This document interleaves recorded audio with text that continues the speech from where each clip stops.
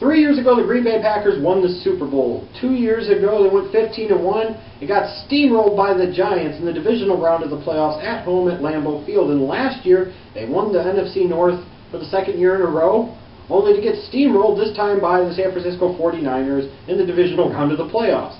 Now, the bottom line is the Green Bay Packers have been a good team for the past few years. They've had that magical formula where they got hot at the right time. Things fell in place for them in 2010. But the last 2 years, they were really good, but they just didn't have enough to get over the hump. My view has been, for the past 2 years with them, it was a team that lacked the ability to run the ball when they needed to be physical, to control the point of attack on the offensive side of the ball. And on the defensive side of the ball, they really lack the ability to generate a consistent pass rush from the perimeter on the opposite side of Clay Matthews. Those have been their biggest problems the past couple of years, and Kaepernick just killed them in the playoffs with his ability to scramble. They didn't have anybody that was athletic enough to be able to contain him.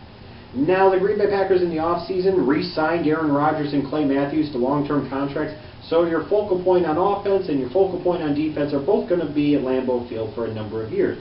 Now on the flip side, longtime Packers like Greg Jennings and Donald Driver, key components of the Super Bowl team of 3 years ago, they're gone and they're out of the picture.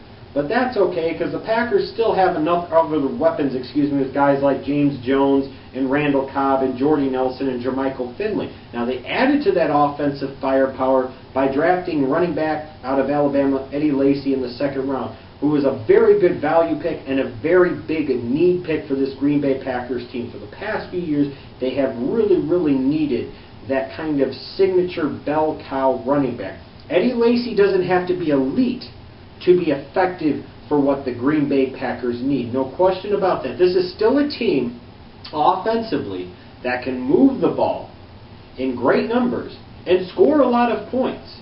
But the question is going to be, will Eddie Lacy be able to come in and be that featured back that the Green Bay Packers need, that can get those tough yards and get those big yards on the 3rd and 2 and the 3rd and 3 situations that causes opposing defenses more problems, where they don't have to gear up for primarily what has been the past couple of years, a one-dimensional Green Bay Packers offense.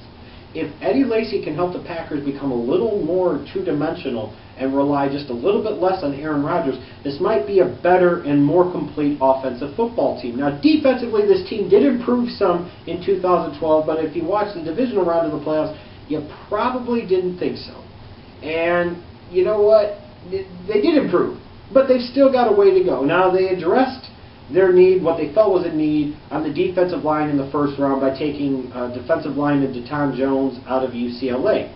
Do I think that was necessarily the right pick for them? I don't know. Time will tell. I didn't think so back then. I questioned it a little bit, but I understand it was in part a knee-jerk reaction to some of the spread quarterbacks that they're going to face in the NFC, between the Kaepernicks and the Russell Wilsons and the RG3s and the Cam Newtons and the Michael Vicks.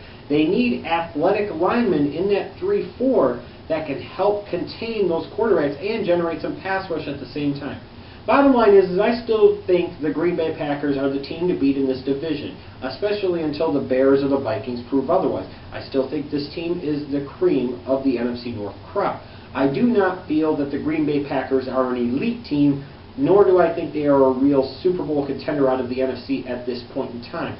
To me, the key matchups to watch with them are Week 1 against the 49ers and Week 2 against the Redskins. They'll have 2 straight scrambling kind of spread read option quarterbacks to face. That will let you know if this Packers defense has improved a little bit. It will also let you know offensively if their running game has been improved by Eddie Lacy to where they maybe can control the ball a little bit more, control the clock and time of possession, and keep the ball out of Kaepernick and RG3's hands in those first 2 games. If the Packers go through those first 2 games and they can manage to win both of them, it's a very good momentum builder very early on in the season for the Cheeseheads.